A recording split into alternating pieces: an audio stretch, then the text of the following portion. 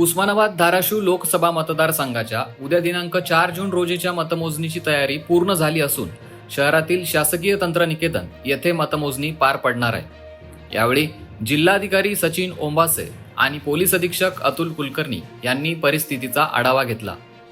उद्या सकाळी 8 वाजता मतमोजणीला सुरुवात होणार असून मतमोजणी केंद्रावर पोलिसांचा तगडा बंदोबस्त ठेवण्यात आलेला आहे।